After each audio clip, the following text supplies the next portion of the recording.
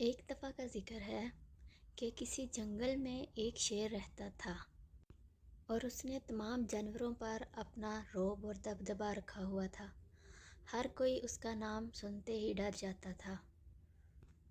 ایک دن شیر کہیں شکار کرنے کے بعد آرام سے سکون کی نیند سو رہا تھا کہ اچانک وہاں چوہا آ گیا۔ اس نے دیکھا کہ شیر تو بڑے سکون کی نیند سو رہا ہے۔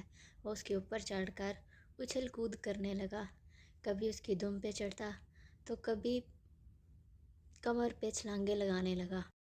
اچانک سے شیر کی آنکھ کھل جاتی ہے اور چوہا ڈر جاتا ہے۔ شیر اونچی آواز میں دہاڑنے لگتا ہے اور ساتھ ہی چوہے کو پکڑ لیتا ہے اور کہتا ہے، بتا تو نے مجھے تنگ کیوں کیا؟ اب میں تمہیں کھا جاؤں گا۔ چوہا شیر کی آواز سنتے ہی رونے لگ جاتا ہے اور ڈر جاتا ہے کہ میرے ساتھ ایسے نہ کرو، مجھے معاف کر دو، میں آج کے بعد کبھی بھی ایسے نہیں کروں گا، اور مجھے جب بھی تمہیں میری مدد کی ضرورت ہوگی میں تمہاری مدد کر دوں گا۔ شیر یہ سن کے ہنسنے لگ جاتا ہے اور چوہے کو چھوڑ دیتا ہے اور کہتا ہے، یہ اتنی سی چیز میری کیا مدد کرے گی، جاؤ چلے جاؤ اور آج کے بعد ایسے مت کرنا۔ آج تو میں نے کھانا کھایا ہوا تھا اور مجھے ضرورت نہیں تھی، ورنہ میں نے آج ہی تمہیں ہڑپ کر جانا تھا، جاؤ چلے جاؤ یہاں۔ ایسے ہی دن اور مہینے گزرتے گئے۔ ایک دن کچھ لوگوں نے وہاں شیر کو پکڑنے کے لیے ایک جال بچھایا ہوا تھا اور شکاری کھڑے شیر کا انتظار کرنے لگے کہ اچانک شیر آیا اور اس جال کے اندر پھنس گیا۔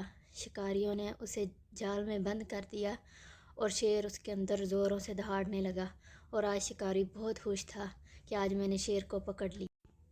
شیر جال کے اندر دہاڑنے لگا، رونے لگا اور تمام جانور شیر کو دیکھ رہے تھے۔ چوہے نے کہا، میں شیر کو ایسے نہیں چھوڑوں گا، بادشاہ سلامت، میں آپ کی مدد کروں گا، اور وہ مدد کے لیے دوڑا۔ وہ شیر کی دم کے اوپر چڑھا اور جال کو کاٹنے لگا اور جگہ جگہ سے کھانے لگا، اور جال کو ایسے ہی توڑتے توڑتے اس نے سارا توڑ دیا اور شیر کو جال سے باہر نکال دیا۔